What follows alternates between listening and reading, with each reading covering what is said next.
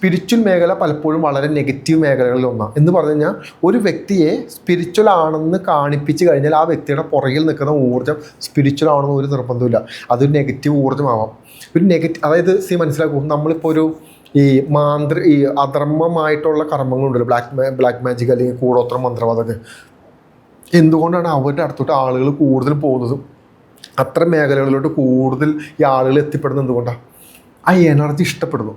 അതായത് അവിടെ നിന്ന് ലഭിക്കുന്ന എനർജി എൻ്റെ ഡിഫറെൻറ്റ് എനർജിയാണ്.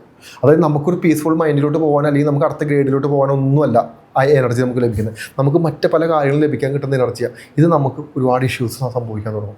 എന്ന് പറഞ്ഞു കഴിഞ്ഞാൽ നിങ്ങളുടെ കൂടെയുള്ള സാന്നിധ്യം, നിങ്ങളുടെ കൂടെയുള്ള എനർജി, നിങ്ങളുടെ കൂടെയുള്ള രൂപം, നിങ്ങളുടെ കൂടെയുള്ള സാന്നിധ്യം എന്താണെന്ന് കൃത്യമായിട്ട് നിങ്ങൾ മനസ്സിലാക്കണം. അതെങ്ങനെയാണ് മനസ്സിലാക്കേണ്ടതെന്ന് പറഞ്ഞു കഴിഞ്ഞാൽ അനുഭവത്തിലൂടെയാണ് മനസ്സിലാക്കേണ്ടത്. നിങ്ങൾ ഓരോ ദിവസവും എന്തിലൂടെയാണ് കടന്നു പോകുന്നത്. അൾട്ടിമേറ്റ് നമുക്കൊരു പ്രശ്നം വരുമെന്ന് നമ്മൾ വിചാരിക്കും, പക്ഷേ പ്രശ്നം അവിടെ സംഭവിക്കില്ല. അതായത് പ്രോബ്ലം ഇല്ലാത്ത മനുഷ്യരില്ല. ചില മനുഷ്യർക്ക് എന്ത് സംഭവിക്കും? അവർ അൾട്ടിമേറ്റ് പ്രോബ്ലത്തിലോട്ട് പോകും, ആ പ്രശ്നം സംഭവിക്കും, അതിന് ആഫ്റ്ററായിട്ട് ഒരുപാട് വിഷയങ്ങൾ പിന്നെ അനുഭവിക്കേണ്ടി വരും. മറ്റേത് അങ്ങനെയല്ല. സ്പിരിച്വലായിട്ട് നിൽക്കുന്ന മനുഷ്യരല്ല. അവർ ചെല്ലുന്നു, ഒരു പ്രശ്നത്തിൻ്റെ തുമ്പത്ത് വന്ന് നിൽക്കുന്നു, ആ പ്രശ്നമോട് സംഭവിക്കാതെ എസ്കേപ്പ് ചെയ്ത് തിരിച്ചുകൊണ്ടുവരും. മറ്റേത് അങ്ങനെയല്ല. മറ്റേത് ഡെഡാണ്. അതായത് പ്രശ്നം സംഭവിക്കും, അവർ വിചാരിക്കുന്ന വിഷയങ്ങൾ സംഭവിക്കും, സംഭവിച്ചതിന് ശേഷം അവർക്ക് ആഫ്റ്ററായിട്ട് ഉണ്ടാകുന്ന ഇഷ്യൂസ് അവർ അനുഭവിക്കേണ്ടി വരും. അത് ജീവിതകാലം മുഴുവൻ അവർ അനുഭവിക്കേണ്ടി വരും.